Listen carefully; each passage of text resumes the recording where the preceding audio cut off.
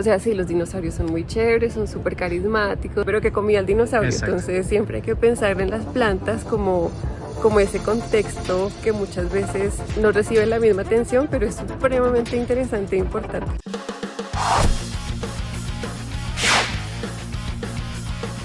Hola, hola, estamos con Elena. Elena, cuéntanos, ¿cómo estás? ¿Estás visitando aquí Colombia, no? ¿Tú estás haciendo un doctorado? ¿Es en Estados Unidos? Sí, estoy haciendo mi doctorado en paleobotánica en la Universidad de Washington. Ajá. Y trabajo con una herramienta paleobotánica muy chévere que se llaman los fitolitos. Entonces, ¿Fito qué?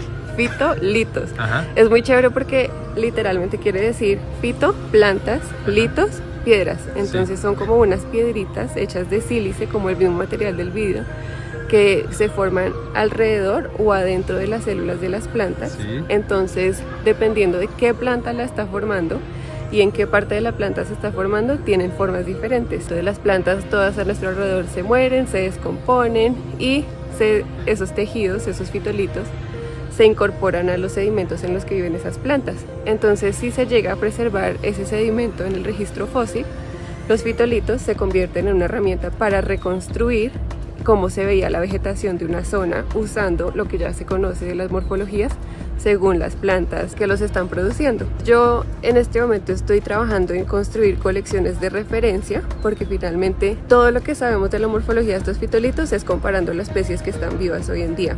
Entonces he ido recorriendo diferentes parcelas de bosque en Colombia, capturando diferentes tipos de vegetación en los llanos. Estoy trabajando con una chica que trabaja en los llanos. Yo personalmente estoy colectando especies de bosque seco para ver cómo son los fitolitos de un bosque seco, de qué forma son esos fitolitos que producen las especies más dominantes en los bosques secos, y si yo llegase a encontrar eso en el registro fósil, ¿cómo lo puedo identificar? En el registro fósil tengo mis sedimentos, los extraigo los fitolitos en el laboratorio, y para saber qué tipo de vegetación estoy viendo, me refiero a esas colecciones construidas a partir de las plantas que conocemos. Si uno asume que, por ejemplo, este pasto aquí es una sabana donde no hay árboles, le llega más luz, ¿cierto? Pero si hay un bosque tupido aquí en Colombia, entonces tú puedes con esos fitolitos reconstruir si en el pasado ese bosque era oscuro o era abierto, ¿cierto? Sí, exacto. Me encanta que mencionas lo de los pastos, porque los pastos de hecho son súper buenos produciendo fitolitos, más que muchos otros grupos de plantas. O sea, no sé qué hacen los pastos, de hecho nadie entiende muy bien por qué lo hacen, pero producen fitolitos como locos, acumulan muchísimo sílica. También algo chévere de los pastos es que esos fitolitos tienen una forma que es muy fácil de distinguir de cualquier otro tipo de planta, lo de los pastos. Y en el caso de que no tengamos pastos y no se pueda ver como, bueno, hay muchos pastos, pocos árboles o lo que sea, si solo tenemos fitolitos representativos de árboles, hay otra herramienta que podemos usar para ver qué tanta luz llegaba al fondo de un dosel. En la epidermis de las hojas de las plantas dicotiledóneas se forman unas células, o las células de la epidermis son como, si uno las mira son súper bonitas, parecen como piecitas de rompecabezas. Y esas células producen fitolitos que preservan esa forma. Hicieron un estudio muy chévere donde se dieron cuenta de que qué tan onduladas eran esas células tenía una relación directa con cuánta luz llegaba al fondo de un dosel. Otra cosa en la que estoy muy interesada ahorita es como en seguir colectando datos sobre los bosques modernos que hay aquí en Colombia. Puedo ir y medir cuánta luz está pasando a través del dosel para llegar al fondo del bosque. Colecto plantas, colecto hojas y luego les extraigo los fitolitos y puedo medir cuál es su forma, obtener datos numéricos, y en el registro fósil solo voy a tener una de esas dos piezas de información que son los fitolitos. Entonces puedo coger esos fitolitos, medir su forma, como qué tan ondulados son o no, y con esa relación que he ido construyendo, o pues que hemos ido construyendo muchos con bosques alrededor del mundo, bueno, específicamente de América, entonces podría ser como algún tipo de diferencia de qué tan abierto o qué tan cerrado era ese bosque. Siempre trato de hacer el caso de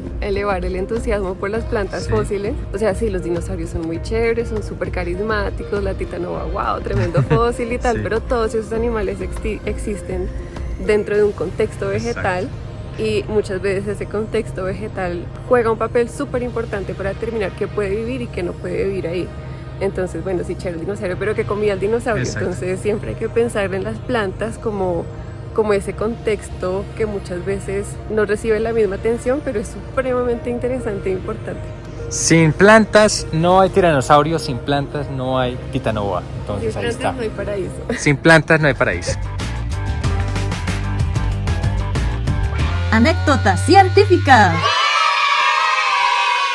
Inicialmente yo quería ir al desierto de la Tatacoa para ver si podía reconstruir la vegetación de esa zona. Y entonces fui, estuve como 3 semanas muestreando toda la Tatacoa y después meses y meses en el laboratorio y no encontré ni un fitolito. En serio, ni uno. Ni uno. Ni medio. Ni medio. Uf, eso me ha hecho como pensar, Dios, los fitolitos son lo peor. Pero también algo bueno, y es como algo que tengo como muy fresco, es que hace poco estuve muestreando unas parcelas de bosque seco y pues para acceder a muchas de esas parcelas toca hablar con las personas que son dueñas de las fincas y he conocido personas hermosas haciendo ese trabajo de campo. Mi persona preferida de tiempos recientes es una señora que se llama Doña Isabel, que vive en Jerusalén, Cundinamarca, y es una feminista impresionante en un lugar súper inesperado donde pues las culturas en el campo tienden a ser bastante machistas. Entonces encontrar a una señora como Doña Isabel que no se deja ayudar cargando palos, que súper apropiada de su tierra y de sus animales, de sus cosas, ha sido una de mis cosas preferidas recientemente. Bueno, Elena, muchísimas gracias por haber participado en Ciencia K.